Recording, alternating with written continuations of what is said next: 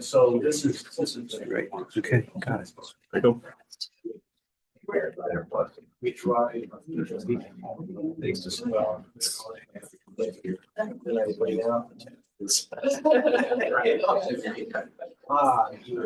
That's it. Testing, testing. Testing, testing. Can everyone hear me okay? Okay, well, welcome to the Prostate Cafe. This is our monthly meeting. I want to thank the company Dendrion, who's provided the breakfast. We use their product quite often. And here in the world of prostate cancer, immunotherapies are becoming increasingly important as they are in other cancers. And with Dendrion, we're using a monoclonal antibody, which is a form of immunotherapy. And we kind of tout it as a designer immunotherapy, because what happens is for those patients who receive it, we draw your blood, and then that blood is sent to a laboratory where it's analyzed and antibodies are developed to target your cancer. So it's very specific to your cancer, and that's very interesting. It's typically given in 3 infusions. The infusions are short, 15 minutes or so, and it's an outpatient procedure, so it's well tolerated. And we've been using it here for quite a while. But anyhow, today I'm here to answer any and all of your questions.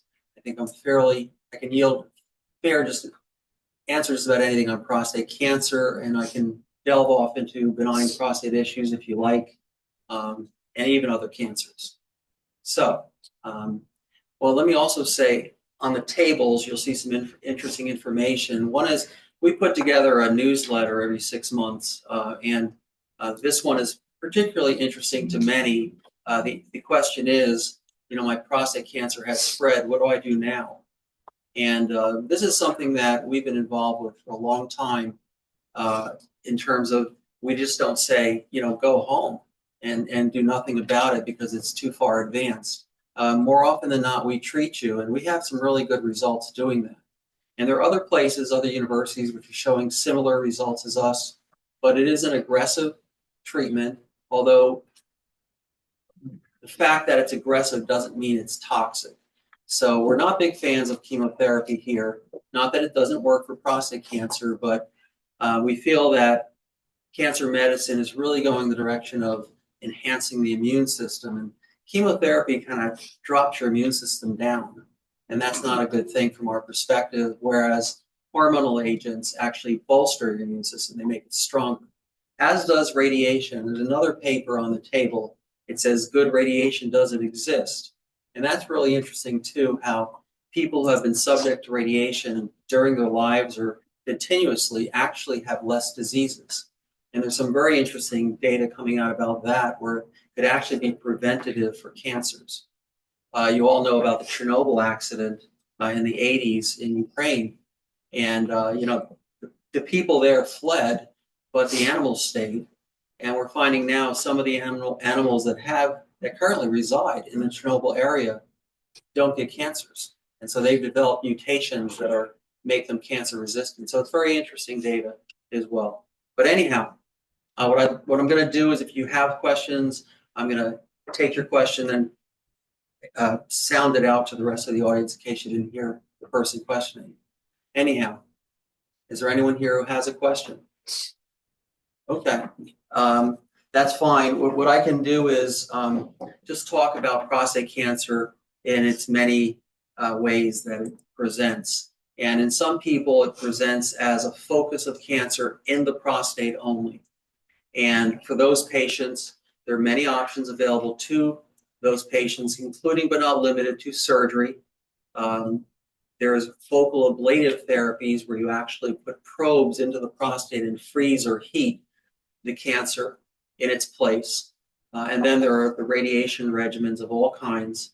Here we utilize a type of radiation which is pinpoint precise. We call it DART.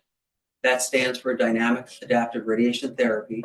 It was developed here We have a lot of smart people who were behind the development of this, dating back in time when it wasn't so smart, but it was pretty smart. And that came out of a large university in the north called Memorial Sloan Kettering Cancer Center.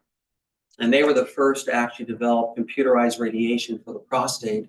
And I brought the team here. And we've since surpassed what they do with our type of radiation treatment here called DART. We're also kind of the epicenter for prostate brachytherapy. And brachytherapy is where you put tiny little isotopes directly in the prostate, and they work around the clock, 24/7, not forever, but for their half-life. And it's very effective in terms of eradicating prostate cancer. Some of our patients are candidates for it, others are not. Sometimes we just use the dynamic adaptation therapy, which is the DART alone, or we can treat other areas of the body, including lymph nodes and even distant sites like bone or liver or lung. We do that all the time with great success.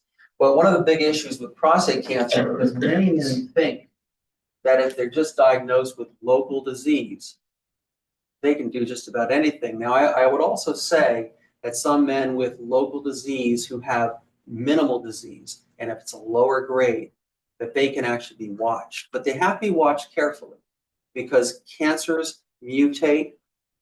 We've all had experience now with viruses, COVID virus, and we've all identified that back in 2020, it was lethal. If you got it, you could die. Not anymore. Now we talk about, a short period of having a some flu symptoms or a cold. And that's because viruses do also mutate, but they always mutate to become something less lethal because viruses want to infect as many people as possible. So they don't want to kill their hosts. And that's the reason why today you see the virus being kind of watered down, but it is affecting more and more people. In contrast, cancer always mutates to become something that's worse. Okay, so that a lower grade cancer like a Gleason 6 is only going to become something more aggressive. It's not going to go to a 5 or a 4. It's not going to go away.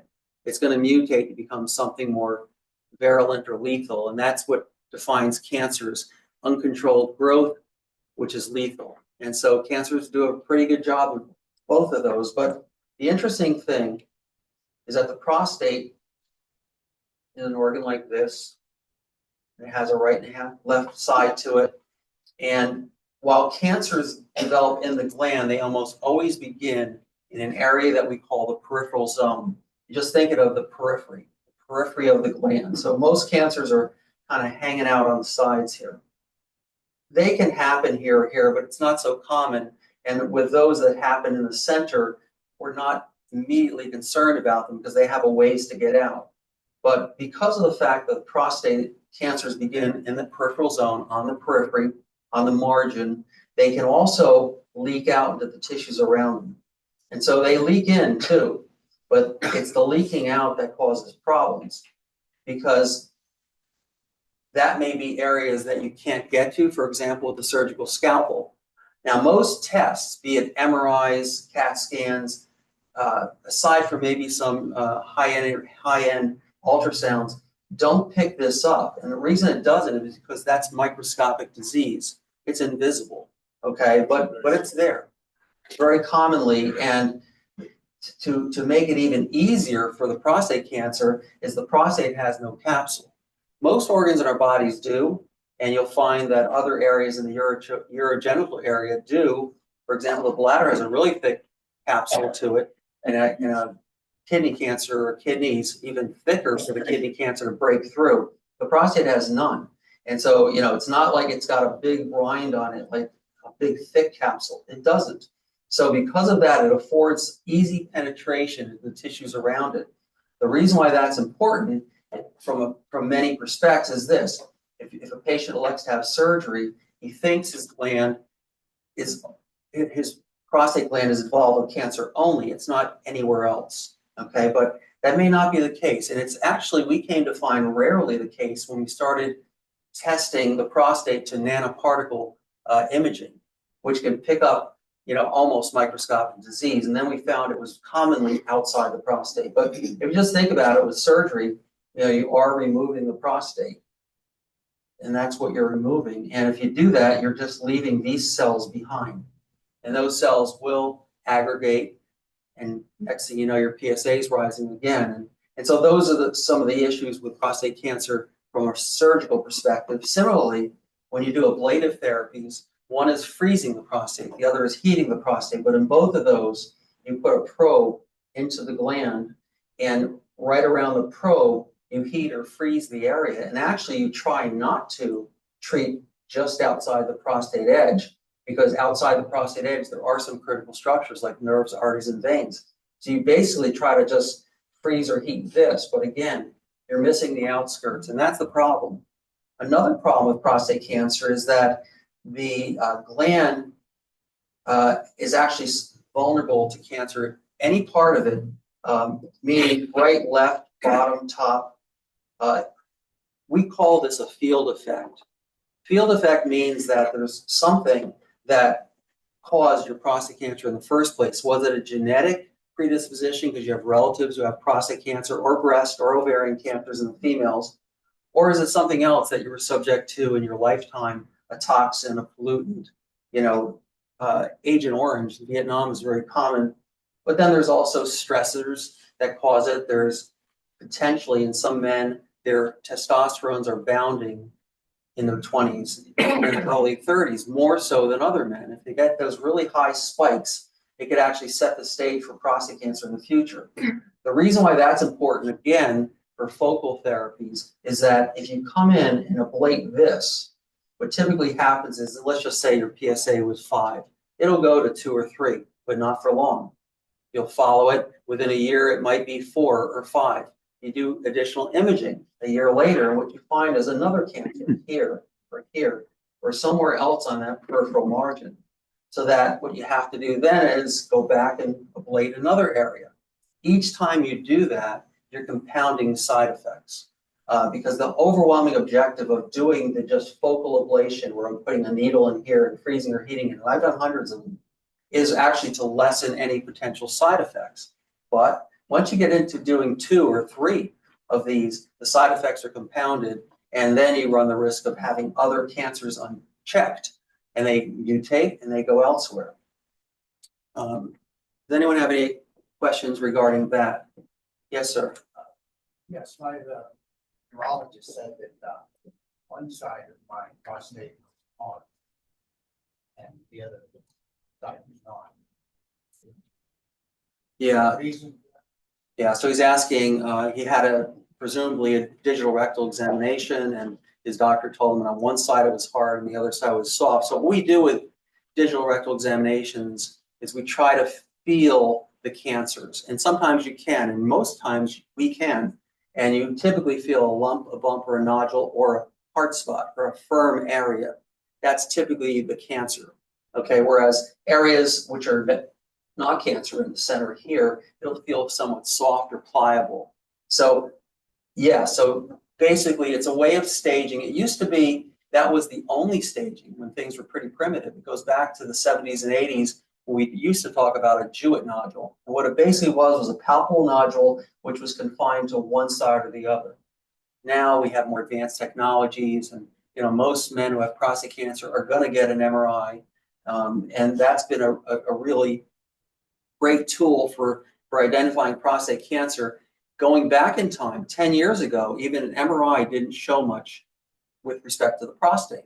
And the reason being is that the prostate is moving all over the place because it's surrounding by critical structures like your bladder, which is pulsating, your rectum, which is pulsating. You have small bowel strewn throughout there, and large bowel, which is pulsating. Men breathe. All of these things create artifact with an MRI. And so about 8 years ago, select universities started using a bigger magnet for imaging prostate. And then we started looking at it from a multi-plane way, many different directions. That's currently called multi-parametric MRI imaging. And it's gotten really good. Again, 10 years ago, a radiologist would look at the prostate region with an MRI and say, well, you may have cancer. That's all they could do. And then with the advent of these more intricate MRIs, which are now available in most communities, we have a couple in Sarasota area, you can now say, okay, there is a cancer. And the prediction is that this cancer is going to be aggressive or non-aggressive. So with MRI imaging, they're graded from 1 to 5. You may hear the word PIRADS. It's a PIRADS lesion, 1, 2, 3, 4, 5. 5 being the most aggressive, 1 being the least aggressive. So often when you're imaged with an MRI today, you're going to come back with almost a diagnosis. I mean, there might become a time when you don't even need a biopsy. It's not here yet, but we can identify with MRI imaging interesting clinical aspects about it in terms of its behavior. Is it going to behave like a low-grade tumor? Is it going to behave like a high-grade tumor? And these are things that have happened over the last 10 years with prostate imaging. The fact of the matter is, outside of the prostate live these little structures that we call lymph nodes.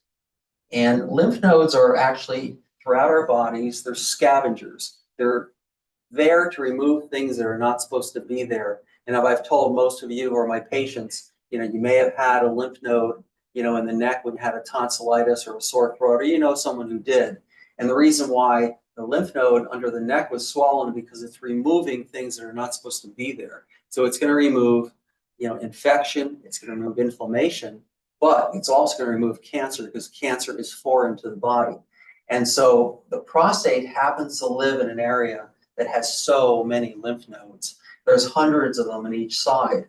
And because of the fact that prostate cancer commonly escapes the actual edge, it also goes right to these lymph nodes here. And there are select lymph nodes, which are the most common ones that are involved with prostate cancer. But there's a lot of lymph nodes. And the more aggressive a cancer is, the higher the probability that lymph nodes will be involved. We have a long track record with lymph nodes here. We were involved with a nanoparticle test between 2008 and early 2019, and we worked alongside of some big universities like University of California, San Francisco, and this university in the Netherlands. And it was just the best test imaginable for identifying where prostate cancer has gone to. It showed us where it was in the gland, but it also showed us where it was in lymph nodes and or bone or liver or lung. Now, bone is a sanctuary site for prostate cancer, and so many prostate cancers, even at the time of diagnosis, have gone to the bones. And we have treatment for that, really good treatment for that, ranging from hormones to radiation with a dart to radionuclides, which travel around your body and then attack select sites in your body where there's cancer in bone. And some of those sites may not even have shown up yet, but it's going to happen. And that's called Sofigo, radium-223, and we do that also regularly here. And again, it's just a minute injection that's delivered in the arm. It travels throughout your body and delivers that radiation dose selectively to bone sites beyond what we even know about. So these are big issues with prostate cancer because it really stems back to what I told you here. Prostate cancer easily leaks out. And because of that, you can imagine why any therapies which are just treating the prostate will not address the bigger picture. Okay, and a long time ago, I was involved and had a lot to do with the original work with prostate brachytherapy, which is, again, putting these tiny little radio pellets into the prostate. They work exactly where you put them. They're extremely precise, but in many cases, they're too precise because we can't target those lymph nodes with brachytherapy. There was an attempt at one point in time to actually put little seeds into those lymph nodes, but it really didn't work. And the reason why is because there's a connection between this lymph node to that lymph node. And so while you may target this lymph node, you better be targeting the in-betweens, and you just can't do that with prostate brachytherapy. So these are some of the common, issues with prostate cancer. It does spread easily. And again, many men don't know that. And, the urologists, they're well-intentioned, but they know that if it has gone outside the prostate, they can't treat you. So because of that, they want to believe that your prostate cancer is in the prostate proper and that it hasn't gone elsewhere. But studies show otherwise, that it's very common for prostate cancer to leak out and to spread into the tissues around them, to go to these lymph nodes. Now, in many respects, we think the lymph nodes are important too from the standpoint of it may just trap the cancer before it goes into the bloodstream. So lymph nodes, while they can be commonly infected with prostate cancer, and we consider that spread of disease. By the same token, they get trapped.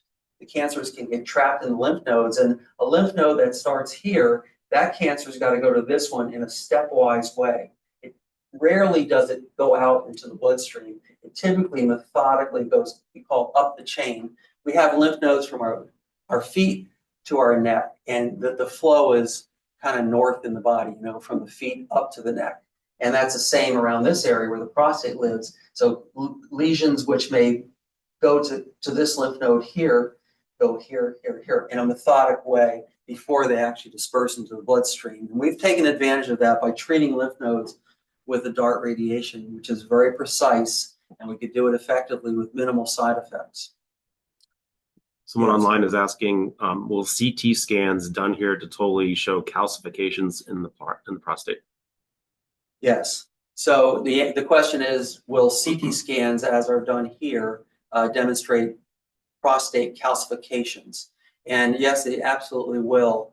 We look at prostate with it's called light speed helical CT scans. We do fine section images, and we can see where the cancers commonly are in the prostate, and if there's enlarged lymph nodes, where they've gone to. But intraprostatic calcifications are very common with the prostate, whether you have cancer or not. It's actually more of a benign condition. And we see that also with the ultrasounds. And the MRI will also demonstrate calcification. So I think today, most imaging technologies show intraprostatic calcifications. Yes, sir. Could you touch on brachytherapy? Yes. So again, going back in time, it was interesting because I was actually told by a doctor, a urologist, chairman of the department at New York University. He told me, go do something, go figure something out, go make something, go invent something. And that was way back in the day. And I came up with something that I had heard about, actually done in Scandinavia, where they would actually open pelvis, open this region with a scalpel. It was an open procedure. You have a 6-inch belly cut, and then put seeds into the prostate. So I learned about that, and by then we were actually doing transperineal biopsies of the prostate, which you may or not heard. It's a way of getting neatly to the prostate and not having to do any incisions to do a biopsy. So I thought about it. I said, well, maybe the same method that we use biopsies for, we can actually put seeds through the little needles in, and that's what happened. And I was working with primarily at that time New York University, but it became popularized at Memorial Sloan Kettering Cancer Center in New York, and I was leading the charge there. There was a doctor in Seattle, Washington. His name is John Blasco, and he and I wrote the 5 medical textbooks that are available on prostate brachytherapy, and with very effective treatment. In the very beginning of doing it, the first things I realized with prostate brachytherapy was that, in contrast to surgery, where most men have leakage issues, incontinence issues, that was not the case, okay? In contrast to surgery, where most men would have sexual dysfunction, that was not the case. It was a very precise form of radiation in the prostate, putting these tiny seeds in a calculated way. And there are many different isotopes that we use: cesium, gold, iridium, iodine, palladium, 103. And there's reasons why we use one or the others when we do it. So it has a distinct advantage from the standpoint of being precise. However, as good as it was, and again, I was really leading the charge, and then I was publishing and talking about it. But as the time went by, PSA started to creep up again. And I didn't know why at that time, but I knew that with surgery, it was very similar. In fact, with surgery, the cancers come back faster even than with prostate brachytherapy. And it all had to do with what I've been talking about, and that is those tentacles, those extraprostatic extensions just outside the prostate. And the seeds were maybe too precise. They weren't getting to them. Certainly, as I mentioned, seeds aren't getting to the lymph nodes. Interestingly, once the development of radiation became computerized, and I had moved the team here, and I had experience with both, I started combining the both, and we got really good results with the combination therapy, especially since we're not only treating the prostate, but some areas around the prostate with the DART radiation. There's different types of prostate brachytherapy, just as there's different types of isotopes I mentioned. There's high dose rate and low dose rate brachytherapy. I prefer low dose rate brachytherapy. Interesting story. There was a gentleman from Seattle, and he was a pretty famous guy. I mean, he was on the cover of Fortune magazine in the 90s, and he was actually the CEO of Intel. And you know, he published it. It's working knowledge amongst the population who he was. But a long time ago, he contacted me, and he had great interest in prostate brachytherapy.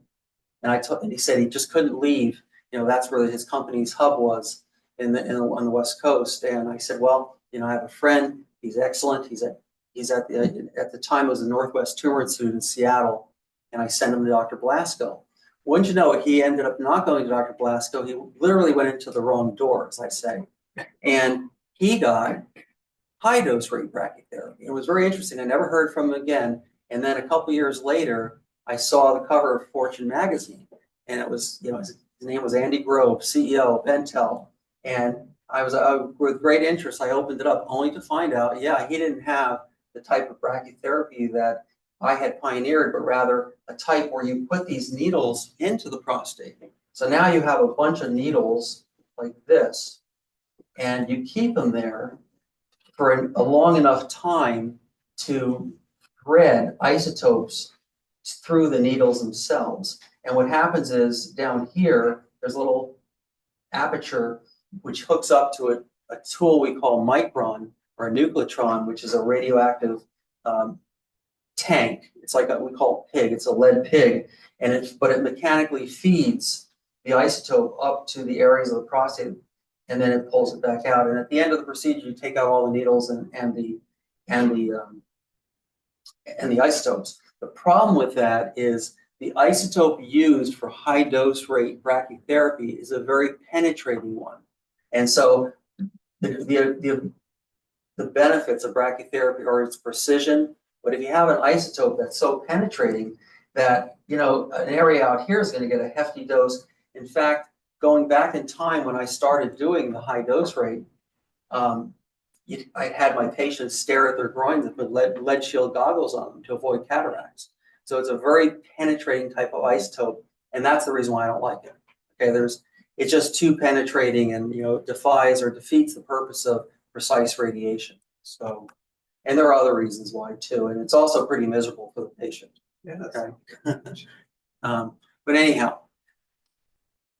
So where do the seeds get put? It just depends. So he's asking, where do the seeds get put into the prostate? It just depends. So for example, we know that there's a large tumor.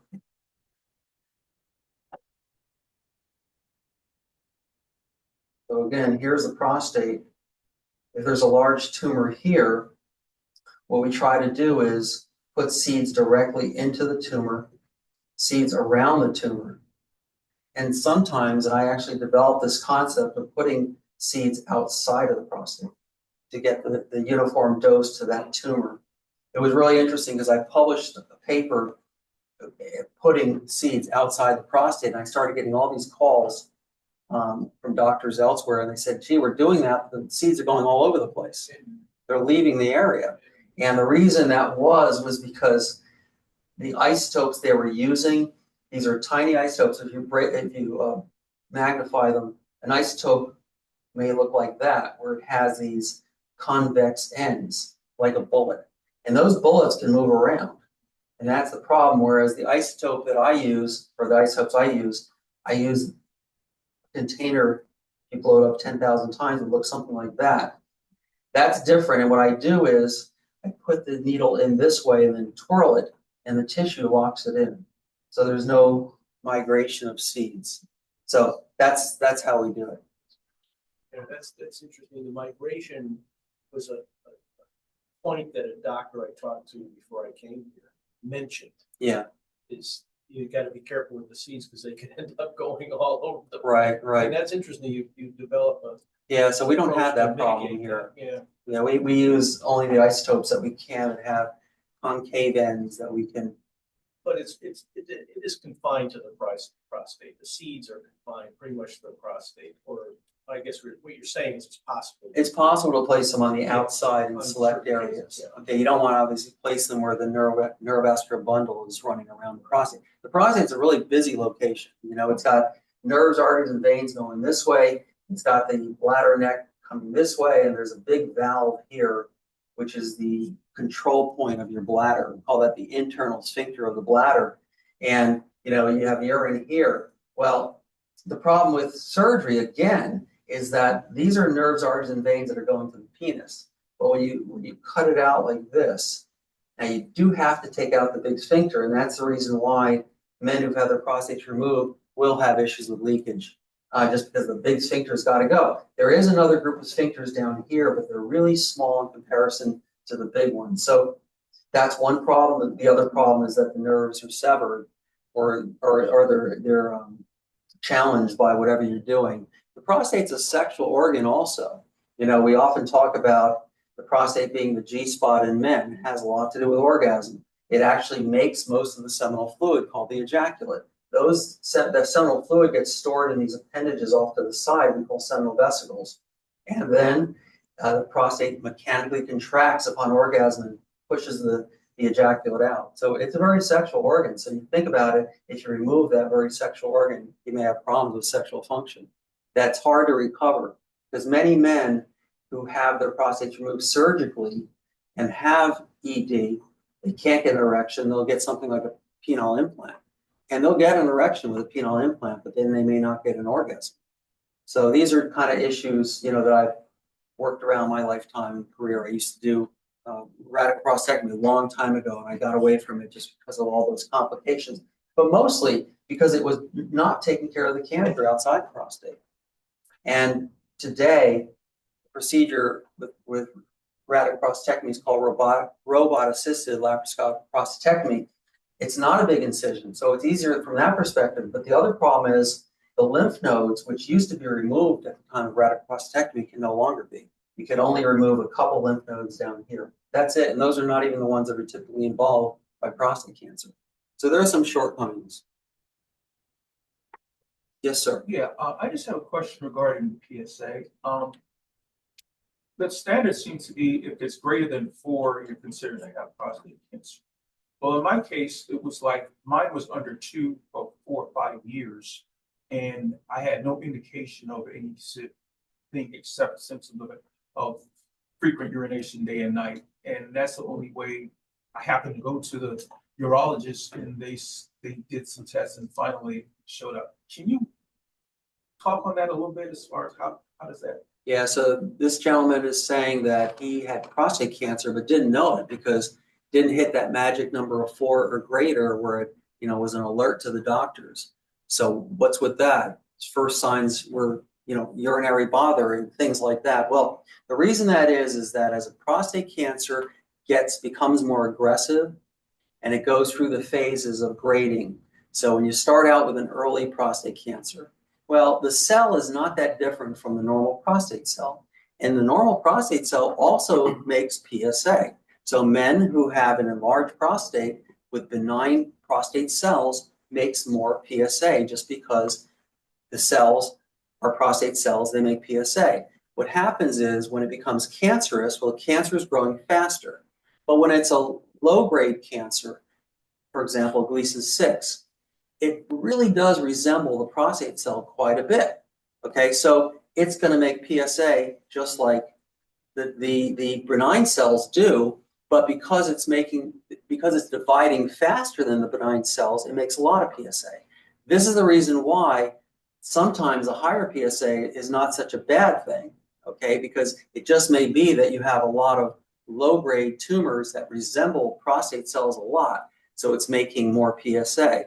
But as the cancer mutates and it goes from a grade 1 to 5, or in the Gleason score, we say 6 to a 10, what happens is it mutates and it starts looking less like the prostate cell. So it's not obliged to make any PSA. So I've treated men who have 0 PSAs, but a lot of prostate cancer.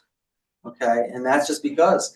And this is actually one of the problems with doing nothing about prostate cancer. So a lot of men, they follow an active surveillance program. We have many men here who do, and I don't mean in this room, but I follow in my clinic hundreds that we follow who have just a couple spots of prostate cancer. The problem with that is, as prostate cancers mutate, it starts making less PSA. And so many men, they change their diets, they do this, they do that, all the things that are beneficial, and they're attributing their PSA, which is now plateaued or actually going the other way, to success. Even their doctors tell them that. And most urologists don't know what I'm telling you. Some do.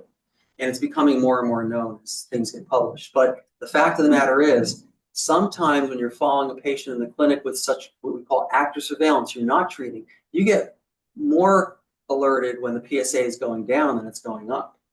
And that's just because the cancer is mutating, it's becoming less like looking the normal prostate cell, and it's time to become really involved.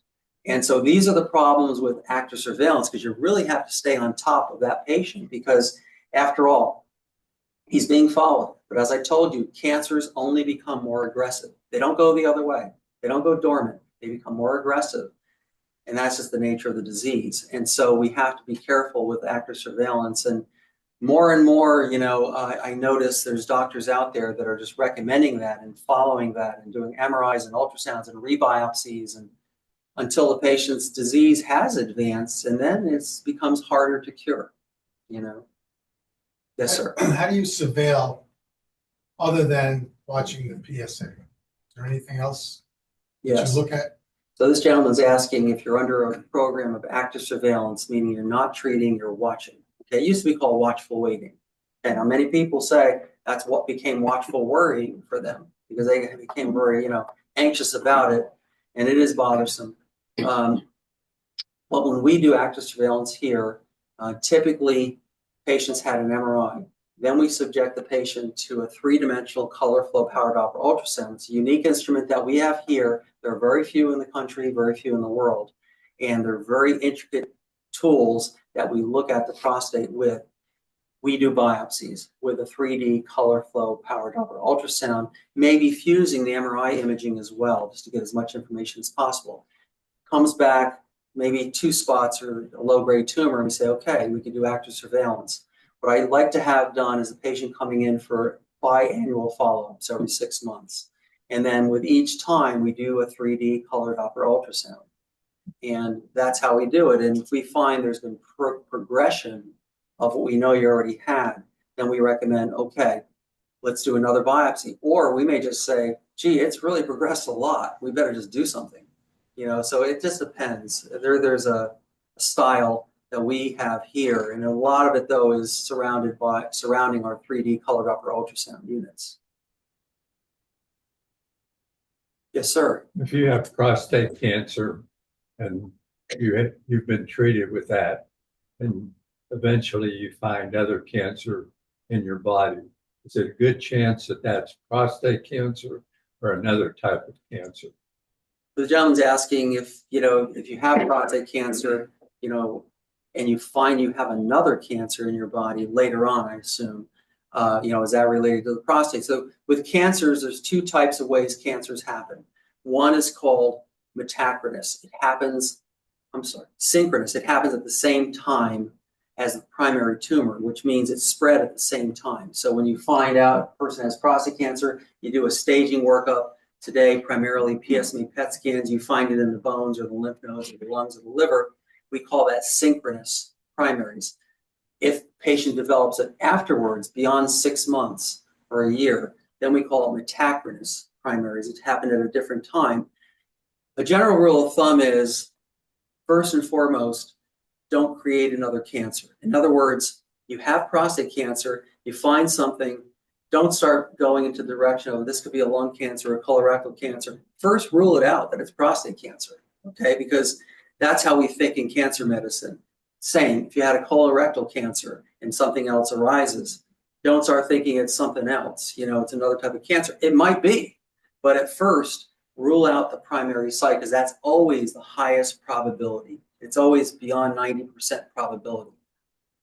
If that cancer does move out of the prostate, is there a marker that simulates the prostate cancer? Because if it was outside the prostate, Yeah, he's asking if there's a marker of sorts outside the prostate, if it does spread, and the answer to that is yes.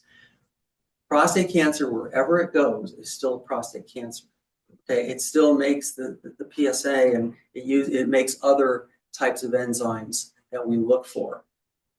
So the answer is yes. It typically tells us where it is, but also we now have imaging which looks specifically for the PSA membrane antigen, and that's why they're called PSMA PET scans. So if it shows up, for example, if something else lights up in the body, whether it's bone or liver or lung or tongue, it's lighting up because that test was developed to only find prostate cells. And so that's what the PSMA PET scan is. These days, we've been really involved with evaluating a cancer from the beginning. So if a cancer arises, did it arise because you had a genetic predisposition? Well, there are tests now which tell you that. And there are certain mutations that tell us that you carry that genetic predisposition. You do, you as a person. And if that's the case, then so do your offspring, okay, and your siblings, because it's all the same. So one of the tests that we do is looking for specific markers called BRCA1, BRCA2. There's also ATM and checkpoint. These are important from the standpoint of not only telling us that you have prostate cancer and that it's a genetic variety, but also that your family needs counseling, okay? Now, that's one aspect of prostate cancer evaluation. The other aspect is looking for distinct mutations that the cancer itself has. Has nothing to do with genetics. It's what is this cancer doing differently? And we call those mutations actionable mutations because we can act upon them. There's something that we can do. If it's genetic, well, we say, we can act upon, knowing that you might develop another cancer that's related to the prostate, or your family members may get breast cancer if they're female, or ovarian cancer if they're female. But with actionable mutations, that's about your specific cancer, and we might be able to use specific agents to target that mutation, so it's unique. Sometimes we just keep it in our back pocket too, because we may want to say, well, let's give it the best treatment now, and if it comes back, however, we may have that aspect of the cancer that we could also target selectively. And that's also the interesting thing about latest treatments, and those include even hormones or targeted therapy. We're now into the second-line hormones, and there's a sundry of those. There's actually 4. It wasn't that long ago, there was only 1, and they're more effective at primary hormone therapy at getting rid of prostate cancer. And then there's immunotherapies, which selectively target cancer cells. And that's an important word, target, because we all know about chemotherapy. With chemotherapy, there's no targeting. So you're basically saying, well, you have this cancer, and if we throw this toxin on it, that toxin will probably kill the cancer, but it's also going to kill the normal cells. And so we can't give too much of that toxin. And we can't give enough to actually cure you, because if we cure you, then we're going to kill your body. You can't do that. We'll then poison your whole body. All the therapies going forward today, and I believe, 5 years from now, chemotherapy is going to be in the rearview mirror, for those reasons, because we're getting into selective targeting of mutations. And it's just driven to exactly where the cancer is. And hormones are like that. Second-line hormones are like that. There's a group of agents now we call PARP inhibitors, and they're being developed for prostate cancer. We use them here. They're interesting because they're no longer, we don't have to give these things by infusion either, like chemotherapy. We just give it by a pill. So it's very convenient for the patient. And there's a lot of these, coming down the pike today. And the ones that are available, we do use in patients with selective mutations. Yes, sir. What is your opinion of ivermectin and benzodiazepine? The gentleman is asking about my opinion regarding ivermectin and fenbendazole. So these are categorized as antihelminths. They're antiparasitic drugs. And a long time ago, it was found that these antiparasitic or antihelminthic drugs have anti-cancer benefits, and they do. And they really do. And I know also, many patients of mine and elsewhere are taking them. And the other positive thing about them is they literally have no side effects. And that's a really good thing too. The troubling thing about it is, from my perspective, is we don't think they're curative. There are a few cases here and there, you may read about patients who had a whole, a really profound effect on their tumors, but that's not so common. So we just don't know how to use them. We also don't want to be using them for disease that we feel we can counter with our agents that we have today, which are precise and accurate and do all the things that we want to do and give a patient a complete remission or cure. Okay, because what happens is, while you're doing the anti-Helminth treatment or the antiparasitics with ivermectin, fenbendazole, membendazole, they're used as like dog dewormers and cow dewormers and horse dewormers and all these kinds of things, is that you may also allow some aspect of the cancer to mutate and to escape. And so, but it's being investigated. I don't think it's being investigated fast enough, but I'm on board with it. I don't have a problem with it because it's not toxic. It's not like chemotherapy. So, is there anyone else with a question? I'll take this gentleman over here. You mentioned viruses and COVID-19. For someone who's, actively in therapy, if you happen to contract COVID-19 during a therapy, does that affect your therapy? In other words, would you have to skip some treatments because of that, or? Again, yeah. So he's asking if there needs to be a pause in treatment if you have COVID-19. It used to be, okay. So back in 2020, 2021, we definitely did, and we didn't want to infect everybody else. But COVID has become so ubiquitous now and watered down that it's not so big a deal. We will treat you, but in between patients, we thoroughly, disinfect and sterilize the room. And that's all we really do now. So it shouldn't be a reason for pause. Now, you may be, you could still get pretty ill from COVID. If that's the case, then by all means. It was really interesting because when COVID was running rampant in 2020, we weren't having many patients at all having COVID. And we didn't, I guess many didn't know why. I did. And again, there's some papers back there on that table which talk about radiation boosting the immune system. And it was really interesting because it was everyone in the world was getting COVID except for my patients. And it had a lot to do with the fact they were getting radiation, and the radiation was boosting up the immune system. Similarly, hormones boost your immune system. In fact, we like to take advantage of both of those. And for many of you who are getting both, there's a real good reason why we're using hormones and radiation simultaneously. And that's because one helps the other. Okay, we consider hormones to be a radiation sensitizer. So 1 + 1 doesn't equal 2, it equals 5 or 6. We call that a super additive event. And we do take advantage of that, especially with patients who have higher grade tumors and more advanced tumors. Yes, sir. Is there any studies on the COVID vaccination in relationship to prostate cancer?